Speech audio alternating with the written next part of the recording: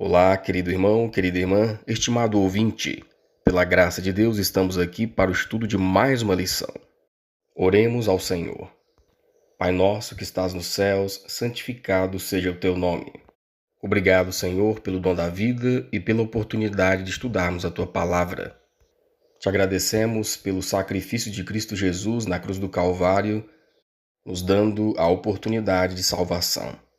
Que o Espírito Santo possa gravar em nossas mentes o teu querer. Que a tua palavra possa transformar as nossas vidas. Te pedimos o perdão dos nossos pecados, em nome de Jesus. A lição de hoje, evangelismo prático. Marcos, capítulo 5, verso 19. Vai para a tua casa, para os teus, e anuncia-lhes quão grandes coisas o Senhor te fez, e como teve misericórdia de ti. O Desejado de Todas as Nações, página 822. Os discípulos deveriam começar sua obra no local em que estavam. Conforme o texto que nós lemos em Marcos 5,19, Jesus estava falando com o ex-endemoniado Gadareno, um homem que havia sido liberto de uma legião de demônios. Esse homem viveu entre os sepulcros, era um homem socialmente excluído, considerado incurável e perigoso também.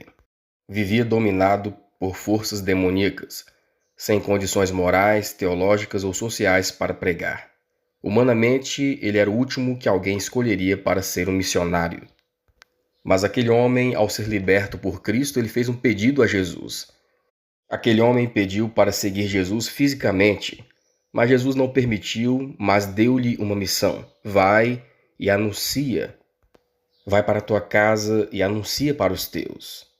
Anuncia-lhes as boas novas, as grandes coisas que o Senhor te fez, e como teve misericórdia de ti. Jesus transformou a vida daquele homem, o libertou dos demônios e o transformou em uma testemunha, de ex-possuidor de demônios a um missionário local. E por que Jesus enviou esse homem de volta para a sua casa, para a sua parentela? Vai para a tua casa, para os teus? Irmãos, antes de ir ao mundo, o Evangelho precisa alcançar as famílias. Precisa alcançar os conhecidos, a comunidade ao nosso redor. E Jesus sabia que aquele homem teria mais influência entre os seus do que qualquer discípulo judeu. Aquele homem não recebeu um sermão teológico, mas um testemunho da sua própria vida. Anuncia o que o Senhor te fez. Irmãos, evangelismo prático não exige diploma, mas exige experiência real com Cristo. E foi isso que o ex-endemoniado Gadareno teve com Jesus, uma experiência real. A verdade é que onde Cristo não pode ficar fisicamente, ele deixa testemunhas. E assim aconteceu com aquele homem. Se tornou então um missionário local representando a Cristo. Ele foi então e voltou para a sua região. Ele evangelizou a Decápolis, uma região gentílica, pagã, multicultural. Então nós podemos ver que o primeiro missionário gentil, enviado por Jesus oficialmente, foi um gentil recém-liberto. Foi enviado aos seus. Aqui nós podemos tirar algumas lições, né? O evangelismo prático, ele nasce da libertação pessoal, começa no lar e no círculo mais próximo e baseia-se na misericórdia recebida de Deus na vida do missionário. E Deus usa a vida transformada daquela pessoa como mensagem de transformação para a vida de outras pessoas. Isso não depende de posição, mas de obediência pessoal a Deus. Esta lição sobre evangelismo prático vem nos ensinando então que o verdadeiro evangelismo começa onde estamos. Somos capacitados pelo Espírito Santo para expressarmos por meio de serviço, de palavras e compaixão o amor de Deus para as pessoas ao nosso redor. Uma coisa muito importante que devemos notar é que Jesus nunca separou a pregação da ação.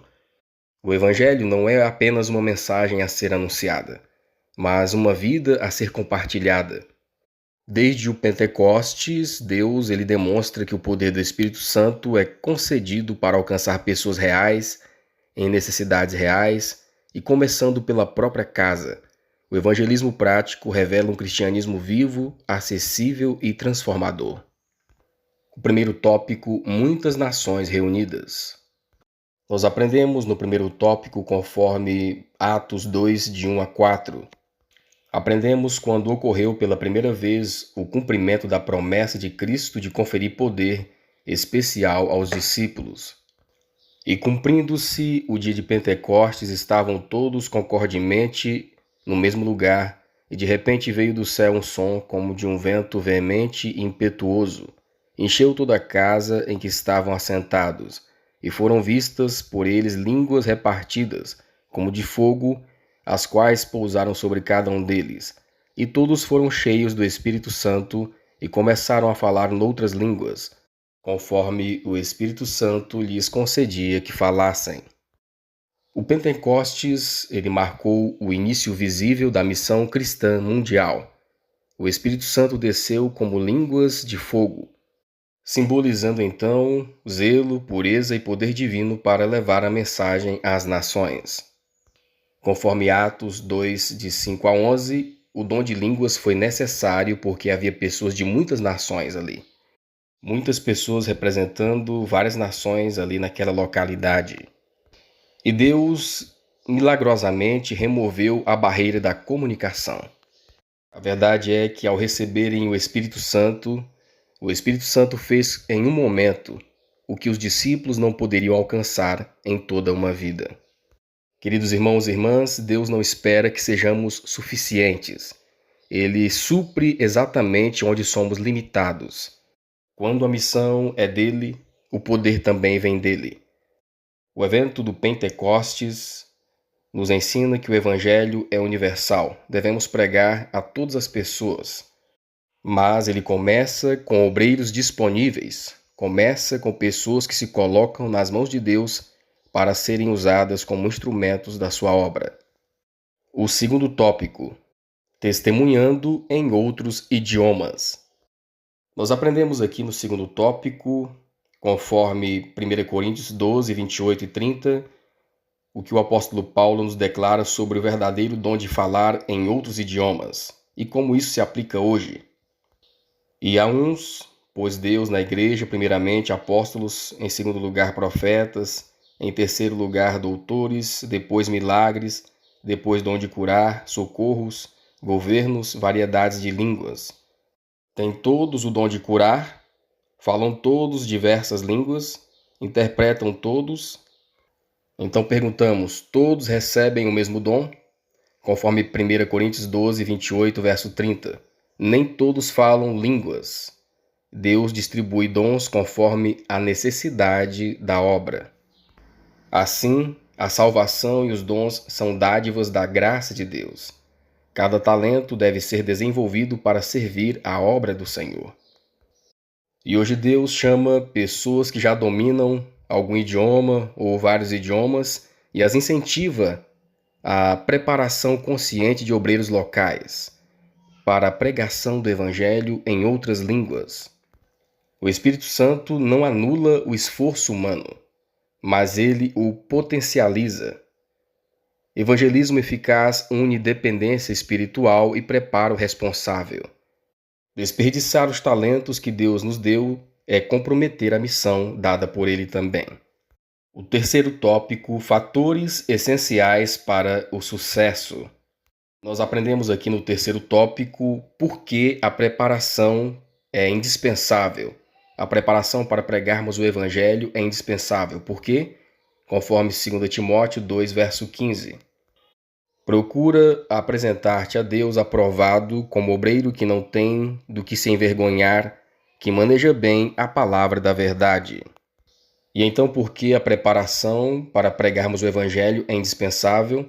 Irmãos, manejar bem a palavra do Senhor exige estudo, disciplina, oração.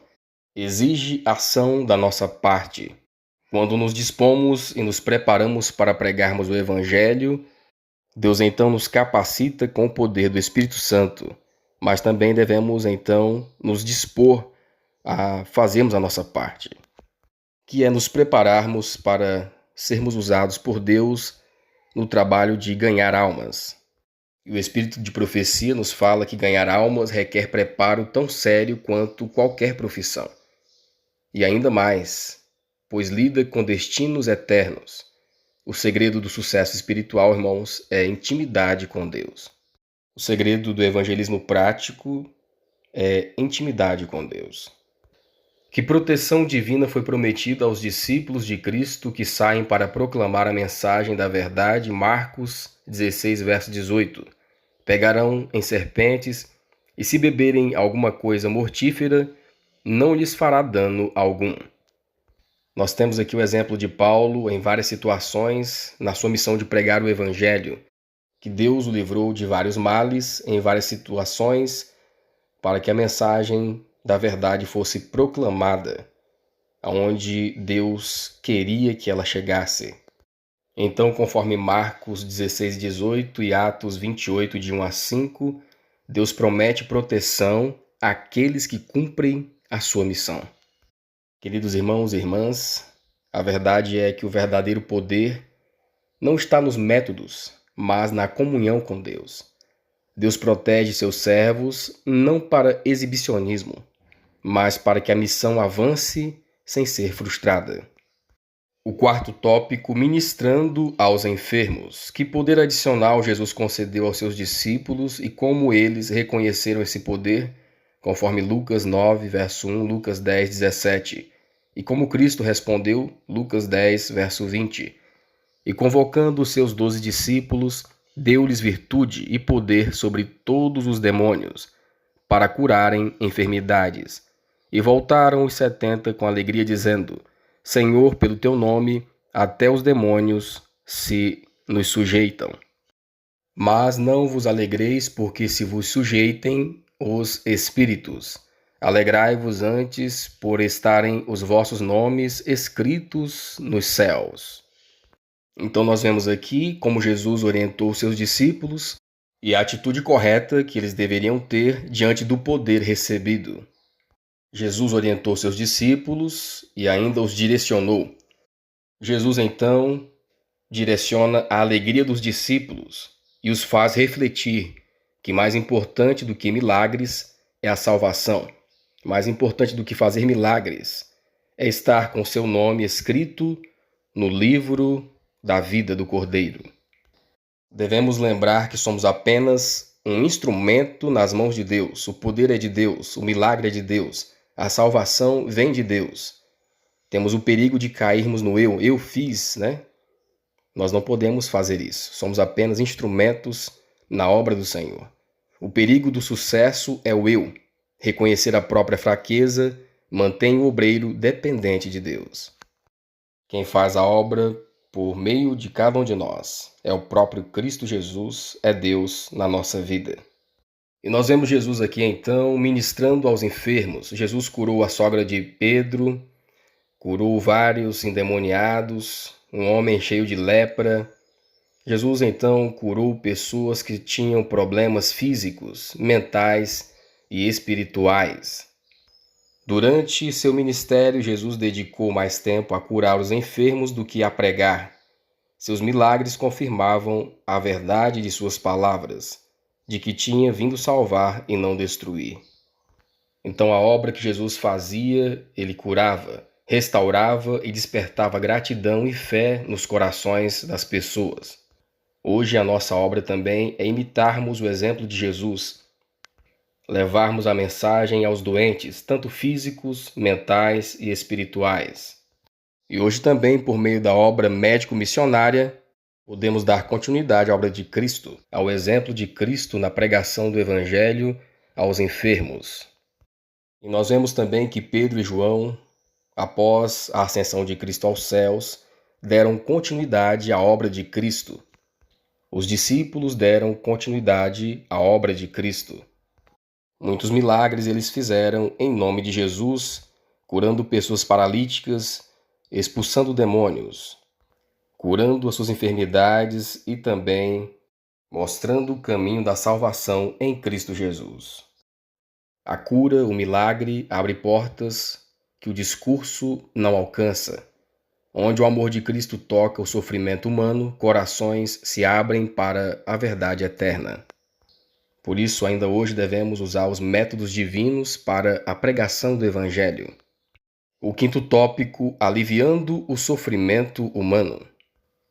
Nós aprendemos no quinto tópico, conforme Mateus 10, de 7 a 8, Marcos 5, 19 e Lucas 9, de 1 a 2, que até o fim do tempo da graça o Senhor nos dá uma comissão.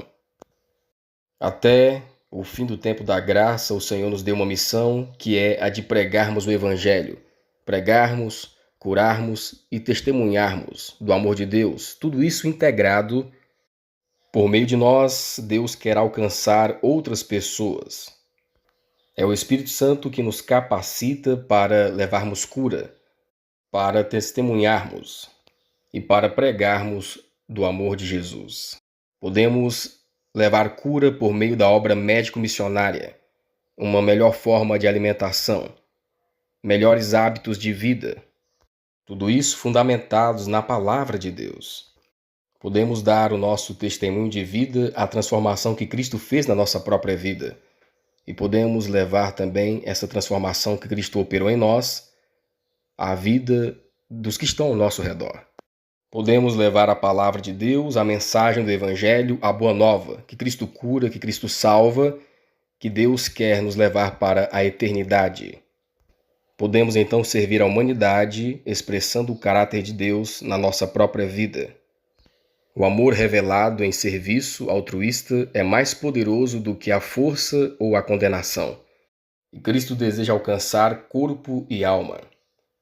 Nós aprendemos também nesse último tópico, conforme Eclesiastes 3, verso 1, 8, verso 5, tudo tem o seu tempo determinado, há tempo para todo propósito debaixo do céu. E quem guardar o mandamento não experimentará nenhum mal, e o coração do sábio discernirá o tempo e o juízo. Então, irmãos, há método e há tempo. Há tempo e métodos corretos para pregarmos o Evangelho, para a obra de Deus. O evangelismo prático, ele exige discernimento. E discernimento espiritual só vamos ter quando nós estivermos, então, em plena intimidade com o Espírito Santo. A obra médico-missionária, aliada à palavra de Deus, ela protege o povo de Deus dos enganos e revela um cristianismo equilibrado, sensível e bíblico. Queridos irmãos e irmãs, pelo estudo desta lição, nós podemos ver que o evangelismo prático não é um programa, mas é um estilo de vida. Ele começa no lar e é sustentado pelo Espírito Santo e se expressa em serviço e conduz pessoas ao nosso redor a Cristo Jesus.